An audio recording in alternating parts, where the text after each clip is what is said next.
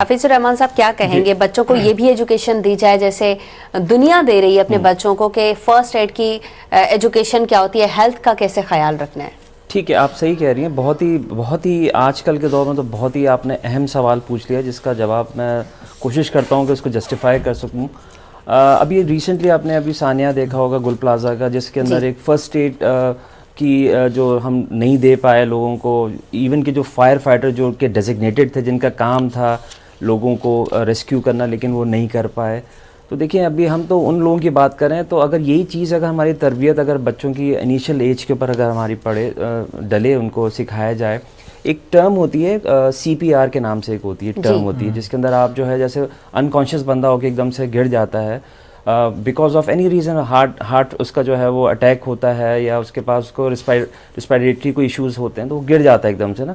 अब उसमें अगर आपने उसको विद इन 2 to 3 मिनट्स में अगर आपने उसको CPR अगर आपने दे दिया है तो आप यकीन करें उसकी जान जो है वो बच सकती है जी। और ऐसे बहुत सारे इंसिडेंट हमने देखे भी हैं। हमारे यहाँ पे जो UIT यूनिवर्सिटी है, तो लकीली हमारे बराबर में ही सिविल डिफेंस का एक बहुत बड़ा वो ऑफिस है। तो हम नॉर्मली उनके साथ कोलैबोरेट करते हैं और हम उनको बुलाते हैं, इनवाइट करते हैं और हम अपने टीचर्स को, हम अपने स्टूडेंट्स को वहाँ पे एजुकेट करते हैं, बताते हैं कि कैसे वो लेके आते हैं बाकायदा। अच्छा, उनकी डमी टाइप की होती है, बॉडी टाइप की डमी होती है, उसमें वो बताते हैं कि किस तरीके से आपने कैसे आपने प्रेस करना है, कैसे आपने उसको ब्रीथिंग करनी है, कैसे चेक करना है, कैसे कॉल करना है आपने एमरजेंसी को। तो वो हम बच्चों को ट्रेन करते हैं। अच्छा देखिए, इट्स टू लेट, लेकिन एटलीस्ट हम जो एज अ एक ज़िम्मेदार इदारा हम हैं, हम ये चाहते हैं कि हमारे बच्चे जब ग्रेजुएट होकर निकलें तो कम से कम उनको ये तो नो हाउ हो कि अगर कोई ऐसी इंसिडेंट देखें और जब उन्होंने अपने हाथ से किसी को CPR दे देते हैं डमी के ऊपर, तो वो किसी को देने के काबिल होते हैं, किसी की ज़िंदगी बचाने के काबिल होते हैं।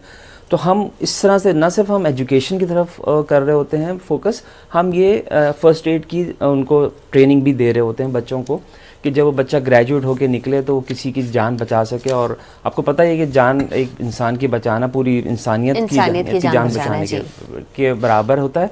तो हम पूरी कोशिश करते हैं कि ये चीज़ें ज़रूरी हैं। आप देखिए ना, सफाई सुथराई का जो इंतज़ाम है, अगर हम बचपन से बच्चों को आदत डाल दें कि भाई आप अपनी सफाई सुथराई का ख्याल रखें, अपने कमरे को आप अच्छा साफ़ सुथरा रखें, तो बच्चों के अंदर हैबिट डेवलप होगी और वही चीज़ वो फिर कैरी ऑन करती है जी, अपनी, यानी कि बड़े एज के अंदर भी आके। अब जैसे मुझे एक आदत है अपनी की चीज़ों को सफाई सुथराई ऑर्गेनाइज रखने की, तो वही मैं अपने घर पे भी कर रहा होता हूँ, वही मैं फिर ऑफिस में भी करता हूँ, क्योंकि बचपन से एक आदत पड़ी हुई है कि आपने हर चीज़ को ऑर्गेनाइज करना है। और साथ साथ जैसे अभी आपका एक बहुत इंपॉर्टेंट है कि हैबिट जो है ना वो इंसान को जो है ना अच्छी डलनी चाहिए, वो आप बचपन में डालते हैं हैबिट। अगर आपने अपनी हेल्थ के ऊपर बच्चों को कर दें कि भाई, जैसे मैं फॉर एग्जांपल मैं आपको अपनी एग्जांपल दे देता हूँ।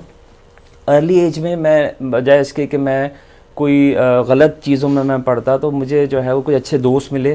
कंपनी बड़ी मैटर करती है जी। तो मुझे अच्छे दोस्त मिले, इत्तेफाक से वो लोग जो थे वो जिम जाने वाले लोग थे, तो वो बॉडी बिल्डिंग और ये सब चीज़ें करते थे, डाइट लेते थे और ये सब चीज़ें।